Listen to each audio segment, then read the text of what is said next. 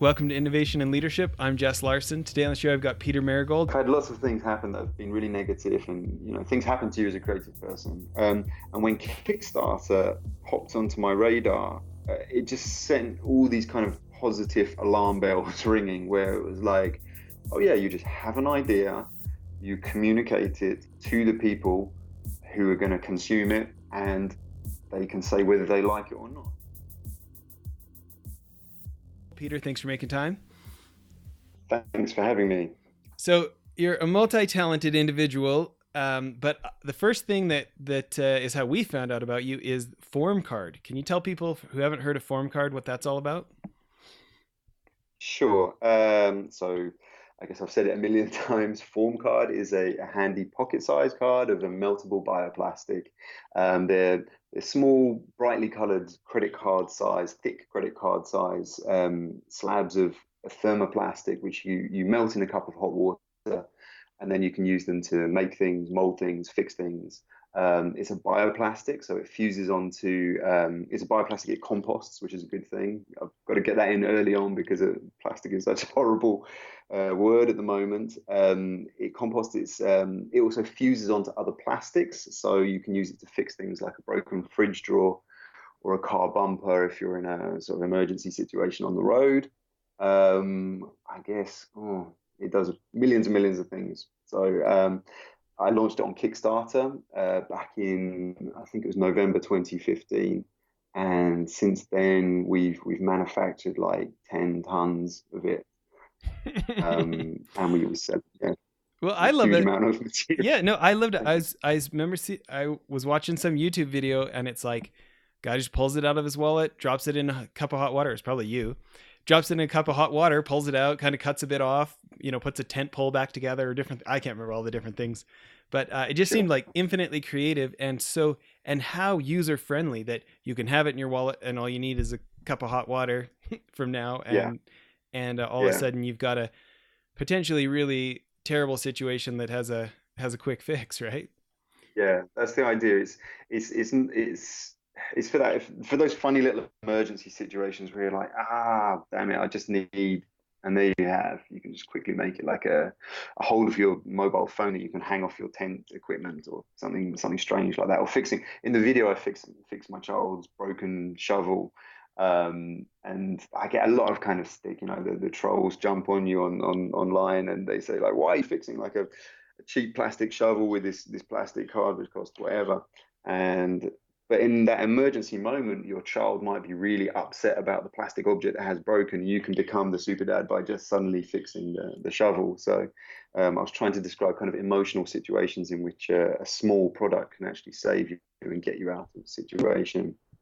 Yeah, and over here in the States, I think you can get them on Amazon, can't you? For like, you can get like, I'm looking at it right now, nine of them for $21.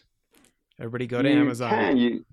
That's 9 for that. Or you can get, where we do sort of flash sales and there's different promos going on all the time, but there's 3 cards for, I think it's $7. Okay. And different vendors are doing different things as well. Well, I just love that it's affordable enough that it's not just a great idea that people won't use. You know what I mean? Like it's realistic. Yeah. That was the intention. It's also reusable, I've got to say. So even if you made something you don't like, you can reuse it as well. Oh, what a great point. Well, I want to talk about something. You're having this entrepreneurial success, but coming from the art world. Some people know this. Before I ran my private equity fund and was in finance, I'm an art school dropout, and so I like seeing another art guy making it happen. So, I mean, you've got all these great clients: Fendi, Paul Smith, Sony, all this different work you've done. Can you talk about kind of your thoughts about creativity, entrepreneurship, traditional art, and just kind of how you think about those worlds? Yeah, it's funny. I teach one day a week as well. I have a group of furniture and product students at the London Metropolitan University, and we gave our kind of pitch day the other day, introducing what we'll be talking about. And I mentioned that I think by default, I think creative people are entrepreneurial. I think there's something not quite right about them, that they don't conform to like the normal model of, I guess, a worker bee. I think there's something wrong with us that just makes us think a little bit outside the box. I, sorry, what was your question?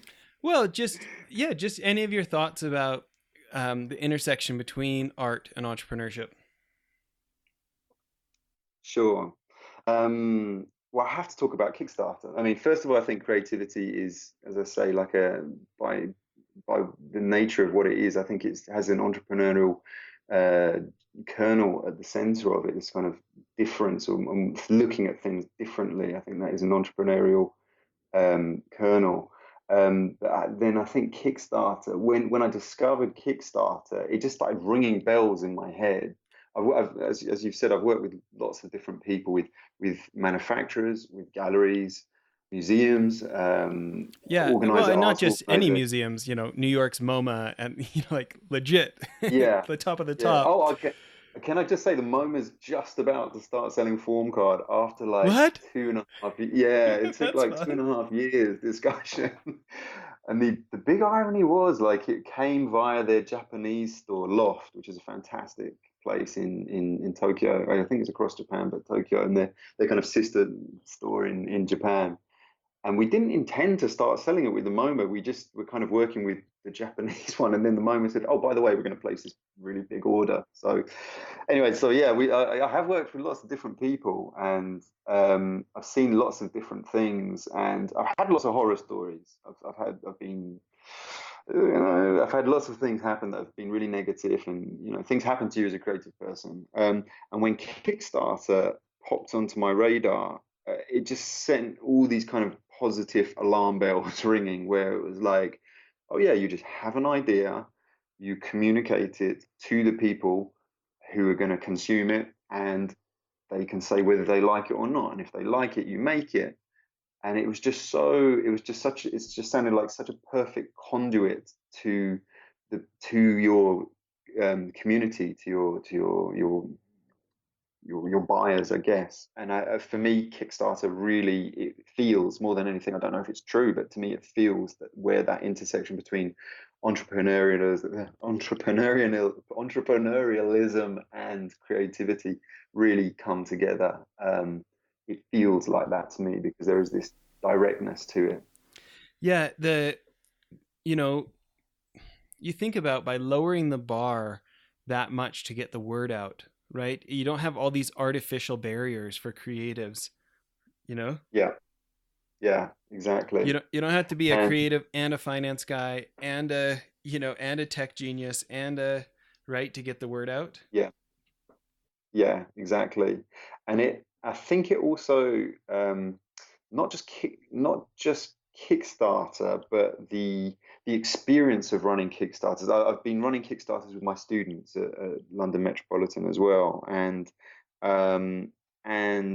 there's something about engaging with the world via the World Wide Web. It sounds so silly to talk about in like something special, but when I started doing Kickstarter, you realize you have, as a creative person now, you have a portal onto the world, not just the world's markets, but the world's magazines, the people looking for new things on there, and there's a certain kind of awakening spirit behind it where you're like, oh yeah, and that's one of the beautiful things when I came to do my second Kickstarter, which I guess we'll talk about. I did a piece of software, and I just started like looking for software developers around the world, and you start talking to them and seeing what different things they can do, and I don't think I would have had that mentality without having engaged with Kickstarter in the first place. And it's really kind of it broadens it just broadens your vision of the world market.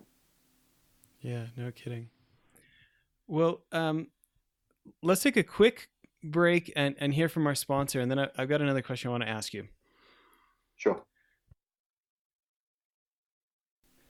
Okay, so Peter, before the break, we were talking about some different ideas, and the question I want to ask is, as you think about your approach, it seems like it's pretty obvious that you are having fun with life. That entrepreneurship is not this incredibly serious and academic thing, that you're having fun with it.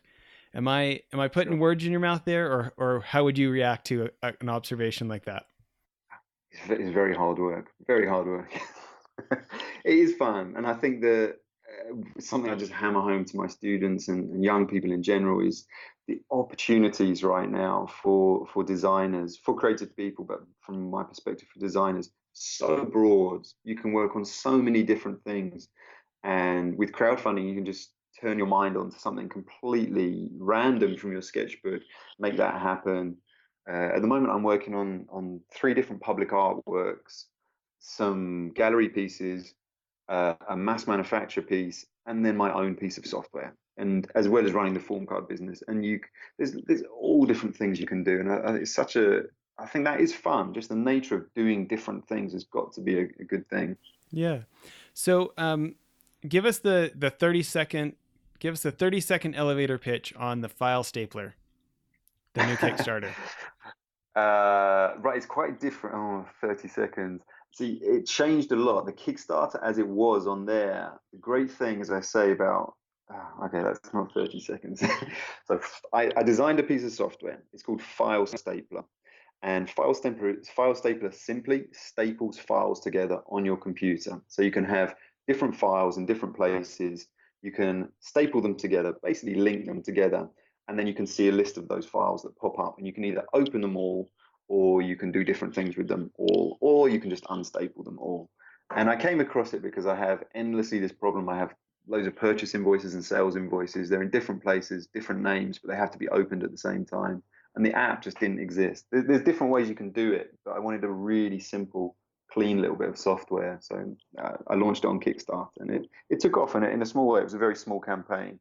But the beauty of Kickstarter is you start to meet, like, when I say meet, and virtually meet real, like, software tech nerds and enthusiasts and people who start sort of guiding you through what this could be. And it's changed quite substantially. And I'm doing like 2 or 3 different versions of it now, which is a really cool thing. That's right. You know, a while back we had a really famous violinist on the show named Tim Fain, who does, you know, he writes music for movies like Natalie Portman's Black Swan or 12 Years a Slave, Wow. famous movies, right? And Wow. I was really interested in his answer to, I asked him the question of where he thinks his creativity comes from, and or what helps him with his best ideas. And I got a really unexpected answer. So with a guy as creative as yourself, I want to ask the same question again. As you think about where you get your best ideas, or what you feel like has helped you kind of deliver on your creative potential, what is that for you? I'm quite a negative person. I hate to be honest. It's usually like dissatisfaction with the world and the way things are, and imagining it differently. So it's usually I'm a bit. My girlfriend usually says I'm a bit like Donald Duck. I get very, very wound up about things and then start thinking my way out of them. Um, People wouldn't really spot that, but it's usually that, I'm afraid. I could say sort of spiritual journeys up mountains, but I don't do that. It's general sort of frustration with the world, I'm afraid. Well, it's interesting. I mean, honesty is, you know, the thing that people are going to relate to, though. When you think about this idea of, you know, seeing things that you want to do something about, as you get wound up about something and you're thinking what to do about it, what does your process look like? Are you a guy who goes and Googles a bunch? Are you somebody who goes and sits and thinks? Are you like, what, from frustration to solution? What's the Peter Marigold path? I have these enormous lists. Mm. As like an ex-artist, furniture designer, whatever. I used to have huge, like, these sketchbooks that would just like build and build and build and build, and I used to sort of draw and draw and draw and draw. And weirdly, like, over the last 2 or 3 years, they've kind of turned into these enormous lists, and I will often just be repeating the same idea. When I go back through the lists, I'll see like repeats of ideas, and they're always really crystal clear to me in my head. Um, Even for kind of art sort of gallery pieces, I'm working on some cabinets now for a show in New York, and they've only really been sort of sentences that I've had on these lists, and they've been very clear to me what they look like in my mind. Don't know if that's an age thing, but creative process generally is this kind of sounds kind of like a process of insanity. I'll just have these lists and I'll keep coming back to these lists and thinking, oh, that'd be a good idea. That'd be a good idea. And then it's just mentioning the idea gradually to other people and seeing what people's expressions are like. And then at some point I'll just feel like, oh, I'm going to go for that one. I'm just going to do that one. Yeah, it's a funny process, I've got to say. Yeah. So thinking about the process from dissatisfaction to product to solution out there, how did that apply in the case of FORMcard? Sure. Well, I think successful product is a successful product for many different reasons. I think going back to what I said about having a clear vision of what something is going to be like just by thinking about it. I thought about it a lot, like really, really a lot. I had bits of the material in my pocket and I kept on thinking, like, what does it exactly have to look like? What is the perfect thickness? What is the perfect situation you'll be using it in? How is it going to look and feel, and how will it be delivered to people? And those things were just thought through in my head very, very clearly. And I hope one of the reasons that people were able to get it very easily and to pick up on it very easily was because there was this kind of clarity to it. And again, this is this wonderful thing about engaging with the world via Kickstarter or via the internet, is that people are able to tap into exactly your mind so directly, and you are able to communicate your ideas exactly and not through a middleman, which is again this kind of purity of what you're putting out there. I love it. Well, I think it's a pretty good place to end part one of the interview. Maybe we'll end with one of my favorite questions, which is, if you could go back and give a younger version of yourself some advice, what advice would you give a younger version of yourself? Don't go to art school. I'm bitter about that one. It's a terrible thing. Sorry. I meant to go to, when I was a kid, I was into toothbrushes and gadgets and buttons and handles. And I intended to be a designer. Now that I know what was going on in my head, I intended to be a designer. But I've said this millions of times in interviews, but as an intelligent kid at school who's creative, you end up kind of getting pushed into doing art. And I went to art school. I did 4 years of art, and you mean fine art instead of like product design? Art. Yeah, I did sculpture, and although it was fun and I had some reasonable successes with it, it took a long time to shake that off. And it was only when I went back to the Royal College of Art and my tutors, Daniel Charney, Roberto Feo, Ron Arad, actually gave me a really hard time about being an artist. And it really shook me up and transformed who I was. And it kind of reminded me what I was really interested in when I was a kid. So if I could go back before college, I would say, come on, go to do design or become an accountant. Either one of those two. Too funny. Okay, I love it. Well, everybody, tune back in for part 2 of the interview. We're going to keep asking Peter some more questions.